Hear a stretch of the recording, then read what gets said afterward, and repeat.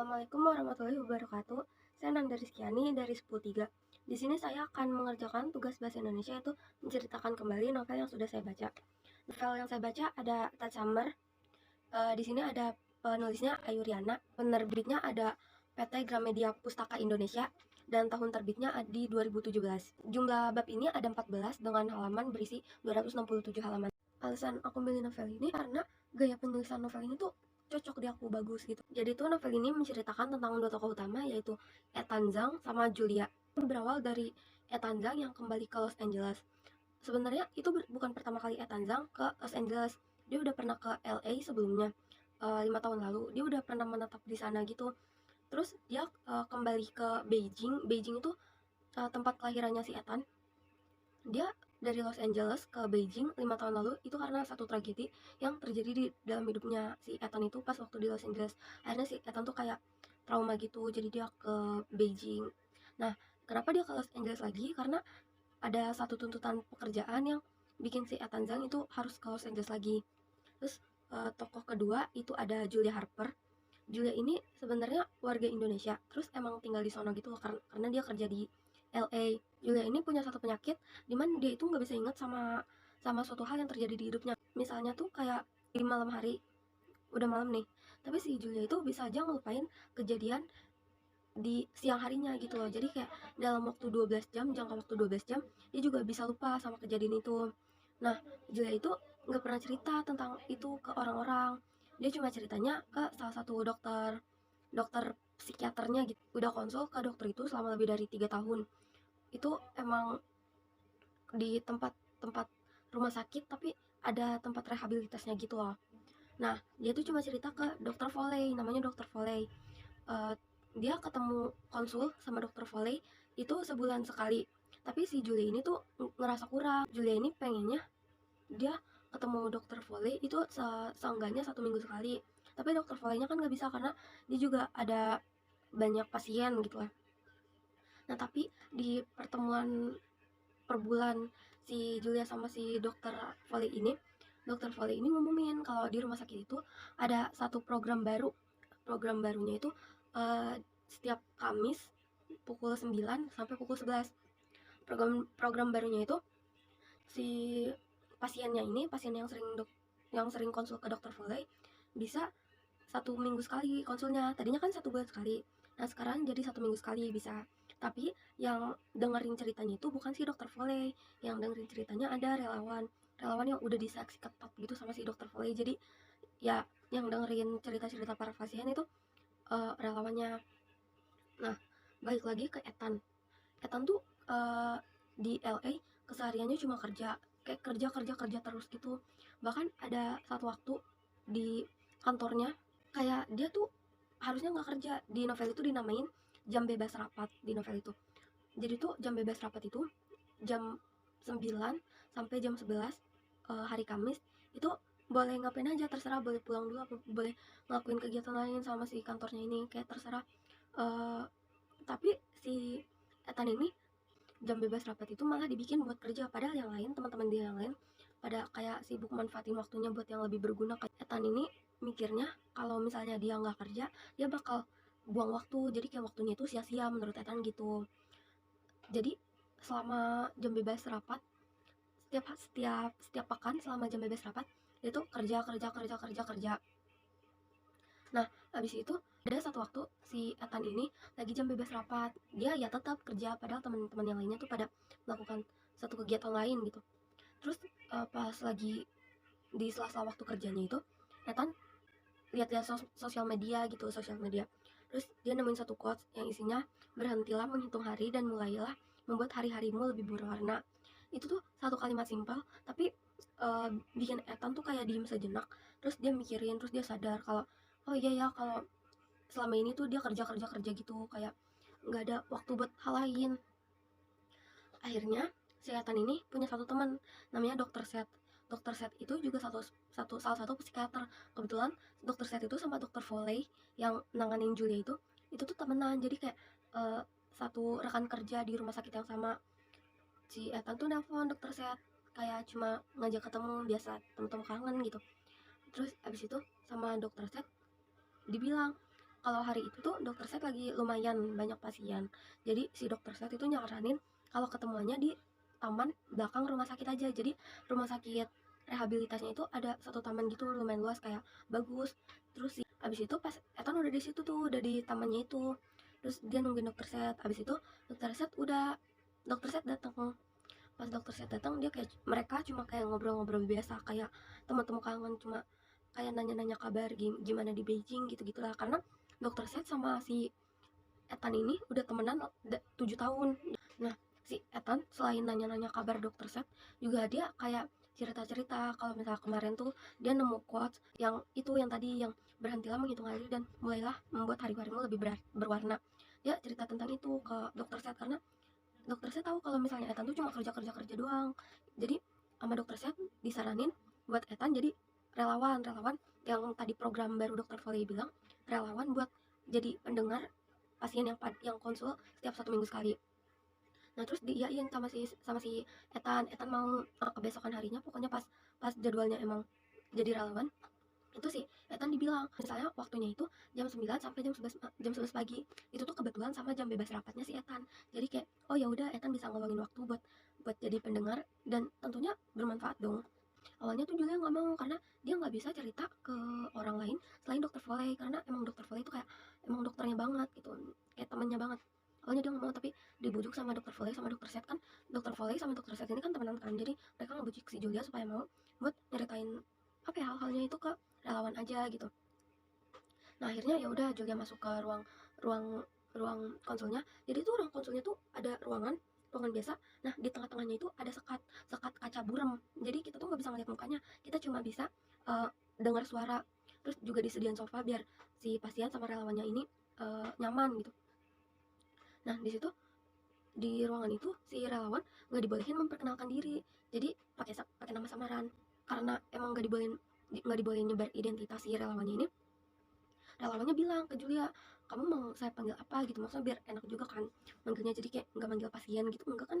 Jadi udah ditanya kamu mau panggil apa, kata si Julia Summer.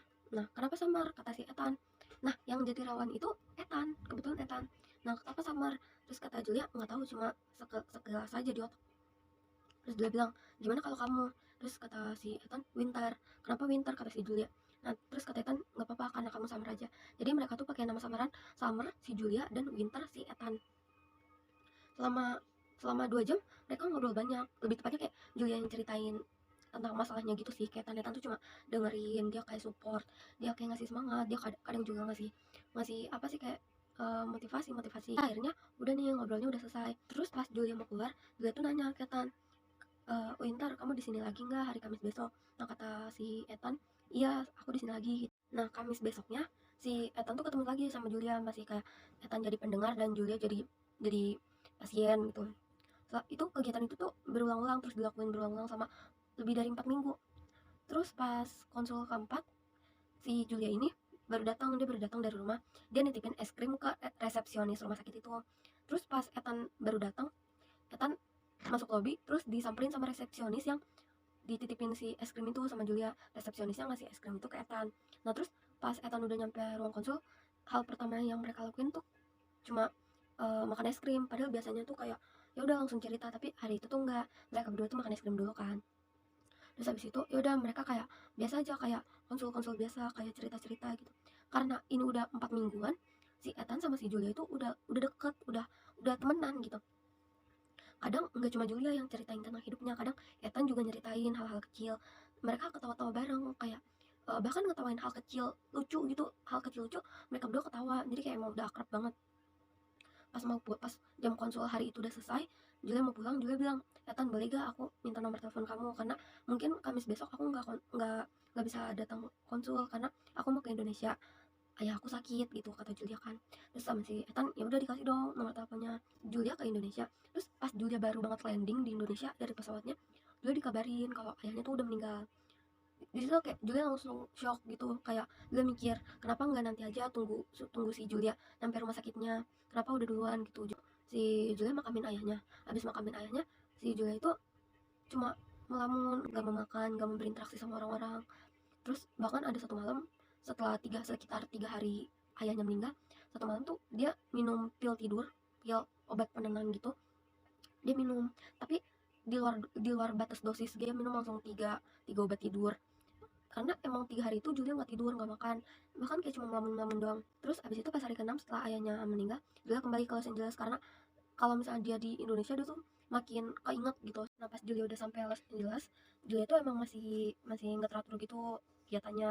Dia masih sering ngelamun, dia nggak mau makan, dia nggak bisa tidur dan lain-lain. Terus ada satu malam si Julia ini pengen nenangin dirinya, dia pengen pergi ke satu tempat yang tempatnya itu cuma isi dia sama mungkin ada beberapa orang lain di sana.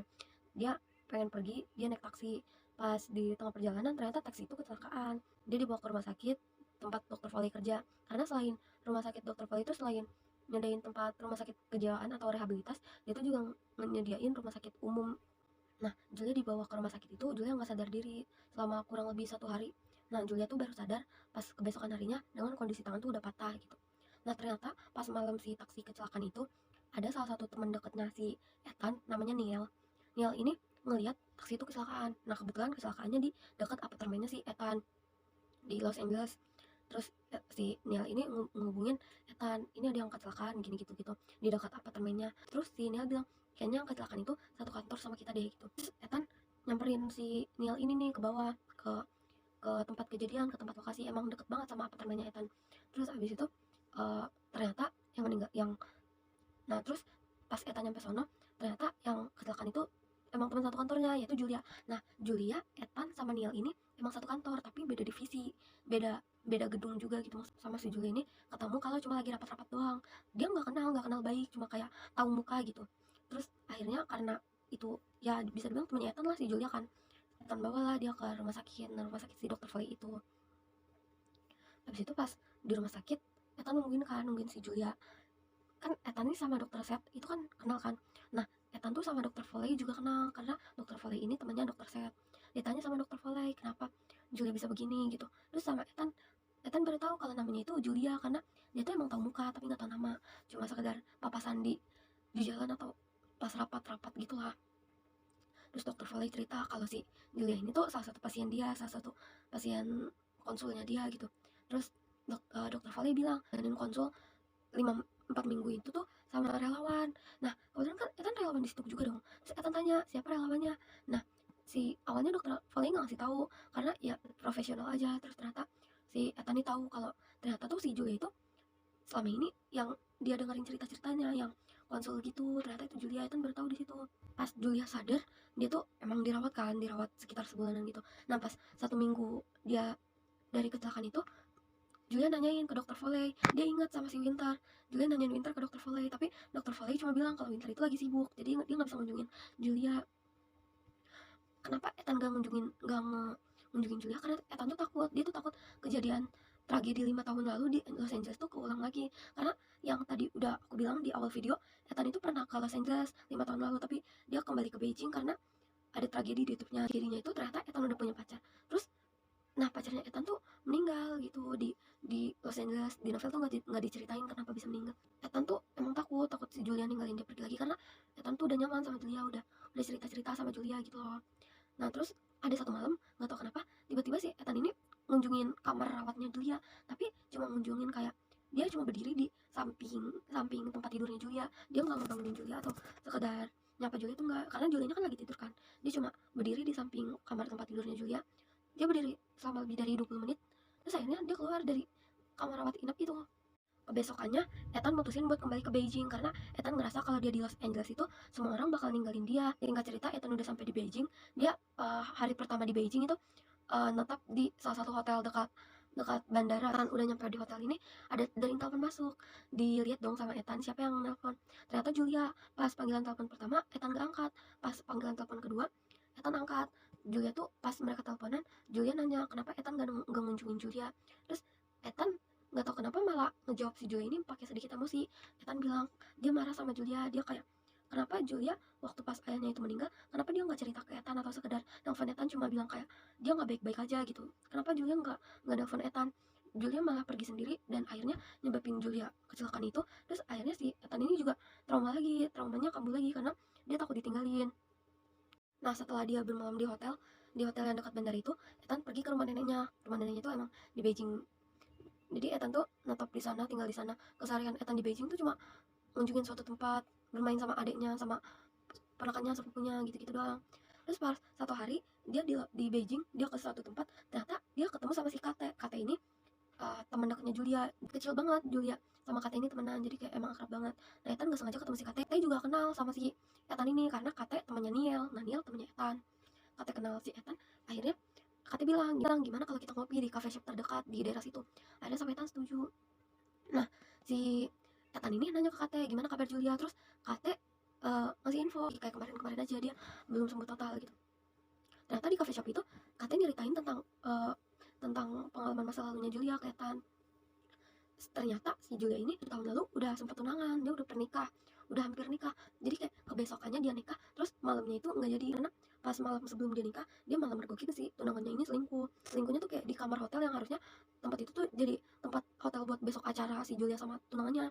Terus akhirnya Julia murka, Julia hampir nusuk si tunangannya itu. Nah untungnya ada ayahnya Julia tuh nyegat Julia buat ngelakuin itu, jadi hal itu tuh nggak terjadi gitu. Ayahnya Julia nyuruh si tunangannya Julia ini pergi. Abis kejadian itu Julia tuh kayak robot, dia nggak mau ngapa-ngapain, dia bahkan nggak mau keluar kamar, dia nggak mau berinteraksi sama keluarganya, dia cuma kesehariannya cuma di kamar melamun bengong. Pas udah kedua bulan, satu hari tuh Julia nggak kelihatan, maksudnya nggak kelihatan sama ibunya, karena biasanya walaupun dia nggak keluar kamar buat nyapa-nyapa orang, dia keluar kamar palingan buat minum gitu loh. Nah hari itu tuh Julia beneran nggak keluar kamar sama sekali. Ibunya ke kamar Julia terus nemuin Julia udah pingsan. Ternyata si Julia ini konsumsi pil penenang di luar dosis gitu. Nah terus pas ibunya tahu si Julia ini pingsan, dia ke rumah sakit. Pas di rumah sakit Julia dirawat sekitar 1 minggu. Nah pas 1 minggu habis Julia dirawat, Julia itu kabur, dia ngelariin diri, dia kabur dari rumah sakit, dia pergi nyari tiket. Nah ternyata kaburnya itu ke Los Angeles, karena kejadian yang dia pingsan itu, yang kejadian dia mau nikah itu di Bali, di Indonesia. Dia kabur ke Los Angeles. Nah dari situ Julia ya udah kenal sama Los Angeles.